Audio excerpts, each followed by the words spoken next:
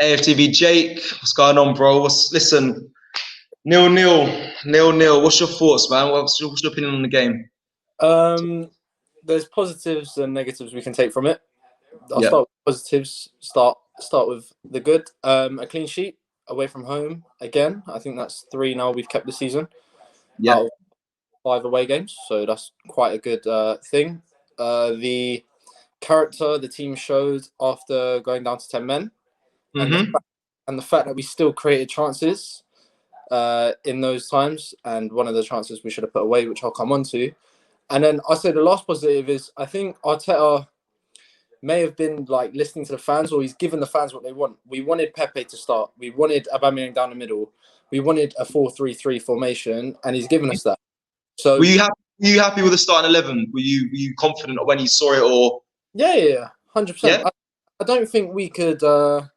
Maybe Saka instead of William, but Saka's been playing all the international games. I don't think he could have put out a stronger starting 11, to be honest. Yeah. So he's given the fans what they want. So we can't really moan about him today. We can't really, I know people have been saying that he might not be good enough or whatever, but you can't moan today. The reason we drew, like, you have to realise we drew and we had 10 men. If you said at the start of the game you were going to finish with 10 men and you're going to play most of the second half with 10 men, but you're going to draw and keep a sheet, I think most of us would have taken that. Yeah.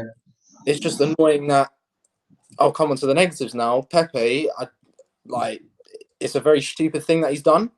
I don't think anyone will agree with it. Arteta's already said that it's unacceptable behaviour, which it is. You can't do that, and clearly, I can't say the guy's name. Is it Olienski? The guy Olienski, yeah. The guy that he headbutted clearly got into his head. So definitely. He's risen to it, which is not what you want, because that means Leeds got one over on you already, and then you're getting sent off. So you should know better than that as a professional footballer, because you learn that when you're young. When the other team's winding you up, you don't rise to it. You show them on the pitch that you're better than what they're winding you up for. Yeah, leaning into it, leaning in with your forehead, you're always going to see red. Like, that's standard. Definitely. And I don't think many people have complained about it, which is good. So that's the first negative.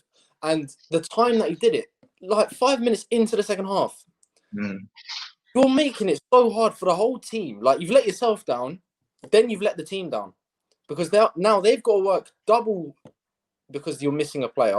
Luckily, like an attacking player, because if it was a defender, it would have been different. You have to change the whole setup of the team. You have to change the game a lot. But because it was an attacking player, it wasn't that bad. But it still made our jobs a lot harder, because even in the first half, we weren't great. Yeah. Leeds, interesting.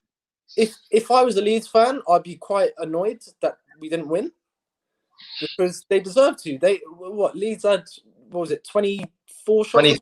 24 shots altogether, yeah. And we had 9. Now, I think most of ours came from counter-attacks when we had 10 men. Yeah. So maybe that's something that we need to develop, because the key difference when I was watching the game, Leeds did everything so quickly. They moved the ball from left to right, up, down, whatever they were doing it quick. They were doing urgent. Urgency was good, wasn't it? Yeah. Whereas, like, when it was up, it's like, you see our PS5's just come out. It's like turning on a PS2. You're waiting for it to load, and then it's like nothing happens. Whereas Leeds, and it's annoying because it's happened even over the weekend. Like yesterday, I was watching Aston Villa against Brighton. That's entertaining. Like, they're playing fast. I'm not saying that we have to play entertaining football every game, but during the game, I don't ever see a spell where we're like, we're popping this team now. Like, we're gonna score in a minute. I don't see that. Yeah. I just see, like, all right, something's gonna happen soon. Hopefully, Aubameyang, it lands to him. And look, Saka with his chance, he probably could have done a little bit better, but I thought the goalie did really, really well. Yeah, he scrambled and made himself back up. I agree. I feel like everything you're saying, Jake, I'm agreeing with. The urgency in the play. We have the ball, and then the defending team get behind the ball, and we can't break it down. I've been saying it for weeks. It's not good enough. But what was your thoughts on the handball as well? The handball incident? Nah, I don't think that's a handball. I'd be very annoyed if that was an Arsenal defender, and they got called handball. Like they're sliding in, they're blocking it as they're landing, their arms going down. Where do you want their arm to go? Like it's hard. I thought when I first saw it, I thought it was a penalty, but I hear what you're saying. It would have been harsh to be given, but I've seen it given a lot in football. So I think because of all the law changes that they didn't. But I thought that we did really, really well. Like if you want to look positive, we did well with 10 men, which is a really good sign. And hopefully Arteta carries on with this formation, because that's what we've all been calling for. And Aubameyang down the middle, I wouldn't say looked more threatening, but you could tell that there was something different. And he didn't seem as isolated as he does when he's usually on the left, because the moment he's on the left, teams just double up on him. But then we don't make the most of where that player is now missing. Yeah. If they double up on that side, we're not using the space that they're leaving now, if that makes sense. Yeah, that makes sense. I thought Leeds played pretty well, but I'm pretty happy that we got a draw out of that with 10 men, and Leeds deserve to win. But hopefully we can start doing better, I guess. Perfect. Last question before you go.